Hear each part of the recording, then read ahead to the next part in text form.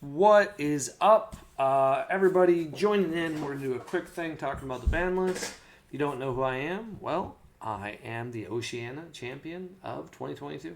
No, I'm Ginger Fusion, and we're just here to hang out, talk about some of the new stuff, and I'm excited for it because this will help define what we play for Worlds. So we're going to go over this, and then we're going to briefly talk about those new cards that you guys saw to try to find what we're going to play, and I'm going to talk to you about what we're not going to play because this is an 8-man event. I think the important thing about an 8-man event is play to what you're good at and don't try to be someone else. So we're not going to try to be, a blue player if we don't play blue. And that's what we learned. So anyway, big thing.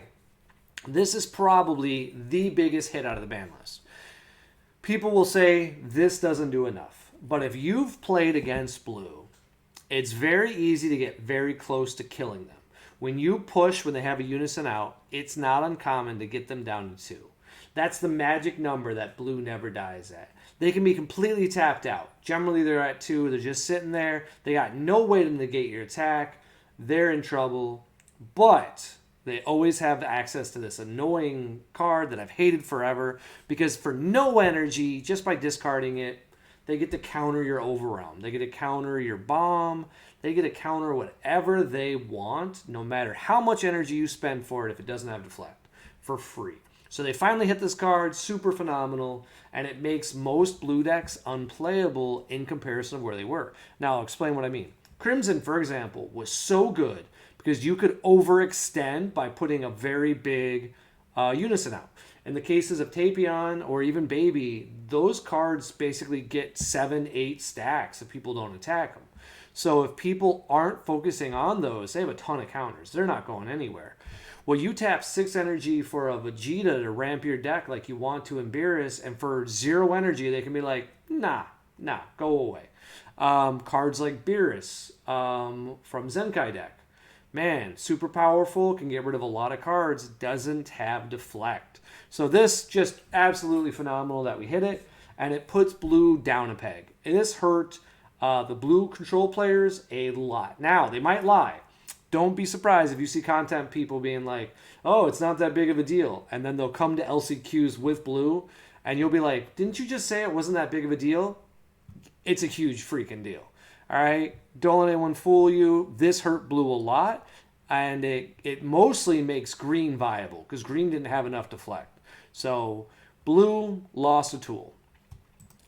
This big hit to SS4, it may not feel like it, but if you've played SS4 as much as I have, this card with Imposing was how you kept a giant hand consistently. So you'd usually keep 1 energy up. You'd use Imposing on the first attack. On the second attack, they would combo up to 15k. And then you'd just combo it. Now you're a 20k leader and everything swinging for less. Usually they'd pass their turn. On your turn, you could play Gogeta if you wanted to, or Vegeta. It doesn't matter what. And then you still have a giant hand to kill your opponent with. It's what made it so effective because it let you effectively always tap out and have access to a free card. I would have been fine if this card would have been, maybe hit like next time. And maybe we hit like a different red card that's more generic, but it's fine. The deck needed a hit. I'll take it. The deck is still viable. It's just that now your crackback is up for grabs. And that's what we want. Like, if you're going to play a deck like red, you have to know when to push and when to pull back. So if you push too much, now as red, you can't just be like, haha, I'm super safe. Next big hit is the second biggest hit for long term. Now, this is probably the biggest hit for short term. And I'm making that a little bit of a change and explaining because this is gigantic. This card is what has defined the meta because it's super annoying. Your opponent will frequently on turn 2 play a 4-drop Shenron, swing with it, give it crit, and then they'll pass the turn. And then they'll play a 8-drop, swing with it, give it crit. You have no cards in hand, and then if it's drawn the God hand and it's on the draw, man, it'll just play another 8-drop and swing for game. And there's really nothing you can do about it because 5 cards haven't gone into your hand. And the amount of cards they have to use is so minimal because they're just discarding 1 to give it crit. Like this ability Should have always had a mana tied to it. I would have been fine with this card had it said, even an errata saying like it has to be from play only. That would have been fine. And then also like it doesn't get reduced by 1 anymore. Like make this thing cost 2. Like this is a big effect. I think they just didn't realize it, but hey, it's gone. This opens up so many rogue strategies. You can't deal with Shenron with this card in the format, so 90% of your fringe decks were just dead. This makes it so now we got a wide open format for at least a little bit. Boom! And of course, probably the biggest casualty of the last 3 nationals, being Latin America, Oceania, and U.S. nationals. This deck, crazy numbers it's been doing, and the bigger deal about it wasn't the fact that it was so strong, for like the amount of people playing it, right? Because you didn't have that many people playing it. It was the amount of data, I would imagine, that says this deck is stronger than others based on the percent that makes top cut. So you see just, crazy numbers putting up, and then of course it did win Oceania, and I think it had 3 in the top 4 for Oceania. I know it had at least 2. And then it had, I want to say 3 for US Nats, but at least 2. And then for Latin America, I know for a fact it was 3. So it's been performing, so we knew it had to get a hit, probably just to prevent people from just playing what they've been playing. I think the Trunks would have been enough for it. And all I did was errata. It's saying that the alternative Awaken can only happen if you're at 4 or less life. Ironically, this is actually a very relevant errata. Because frequently this deck will go to 6 life and then do what it does best and then choose to keep back its life for like Dimension Magic or a Sparking skill or just like kind of taking its time. And then at later turns when it can be like, okay, sure, I'll take the damage now because it's already getting so much, value early game. It doesn't need to do it late game. So this was a good hit because now it's at 4 life. Blue can always get killed at 4. Blue, in my opinion, is a weird deck because you can go very tall and out combo with the Luges and other effects if they tap out. So this deck, although it gets 1 extra energy, it's not enough to really say this is insanely strong. Because you devote so many cards to like certain combos and stuff that you do run out of cards. And it was already weak to hand advantage, so relevant. Obviously, you can play the deck, still viable. I expect people that are very good with it, like Marcus, man, he's going to bring it out. There's no reason for him to stop playing the deck. He knows how to play it. He'll be fine. But a player like me who picked it up, in 24 hours to go play in another person's Nats, because I'm crazy, I probably have to drop the deck. So this is not up for me for Worlds contention probably, because the biggest thing was for this deck beat Red, and Red got severely weakened. Mostly Shenron got weakened, but because there's no Shenron now, or at least there's not the big boogeyman Shenron, like I don't mind if my opponent puts me to 2 life at the end of turn 3. Fine, I got a giant hand. Like, let's battle. I got a big hand, you got a big hand. Who's going to win? But when you crit me and you still have a giant hand, that's scary. I think that's it. Yeah, those were the ban lists. Let's talk about the next thing on here, if I can figure it out. Should be, I'm hoping I click back and this will work. All right. There it is. All right, boom. I was nervous. All right, cool. So this is the other thing that we want to talk about. We have new dash cards. So basically, if you guys remember, when sales weren't that good in the case of, I think it was Colossal Warfare and World Tournament, they basically made some power sets. These power sets stores could get either for free or for buying product that was at distribution. We don't know which it is at this point of what they're doing with it, but these will probably define Worlds. What they showed us today was Red, and these are actually really relevant cards. So the first is pretty cool. It lets you have a double strike built in for your leader. And what's really cool about it is free to play. It's just, you awaken, just 4 less life, no other requirements. So that's pretty cool. Obviously, you have to pay 2 Zenkai Energy, but that's not a lot to ask for. It attacks, it draws cards, and then it adds a marker. So it does everything you already want in the deck, which is nice. And then you can remove this card from the game, and you get to give one of your Unison's barrier after you add a marker to it. So basically, in one turn, it adds 2 markers.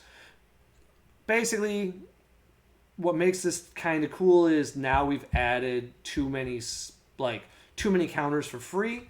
And so between this and other mechanics, you definitely on turn 5 should be able to activate the ult of your leader, which says that if your Unison has a certain amount of cards on it, counters, you can use it. Now, what's interesting about that, and what I'm really curious about is, you can only use once per turn or once per turn effects, limited to mechanics. Now, I'm not 100% sure, and I don't really want to go to Deck Planner right now, but I'm pretty sure the card says once per turn on the leader or once per game, Spirit 10, play an 8-drop for free.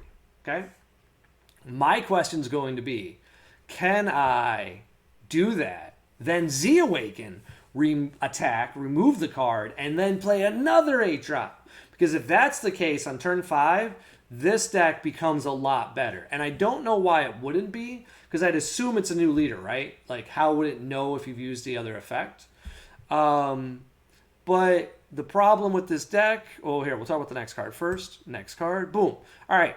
So the card gets 5k, and then if the card is 25k or more, it gains Double Strike, and there's some cards to pump it in the set. It also can kill an opponent's battle card, and if you have 4 or more energy, you can pay 2, and if you do, you can become the 8-drop. So this is interesting because it gives you an alternative way to just jam the 8-drop if you want, and it's an active mode. So basically, for 1 energy, you can test the waters, see if they're going to attack it, and if they don't attack it, pay 2 energy, restand it, boom.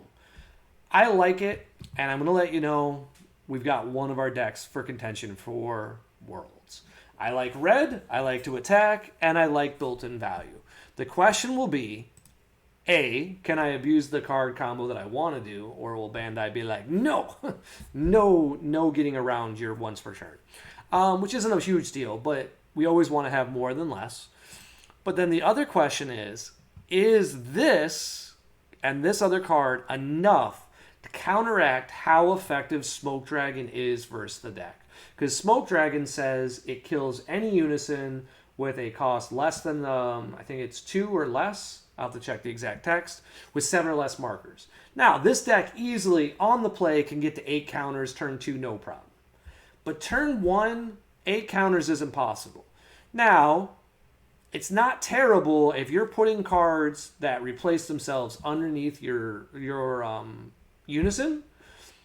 It's not the end of the world if they get rid of it for your turn 2, and then on your turn 2, you just replay another one from your hand, right? Like, that's not that bad. But what made the deck really good was that you really only had to really run 1, right? You didn't need multiple Unisons. So, a little bit of a problem because now the anti is kind of main, and I think most of us are going to play it. Like, right? Like, Smoke Dragon's a staple for me. Like, it's a 2 of or a 3 of.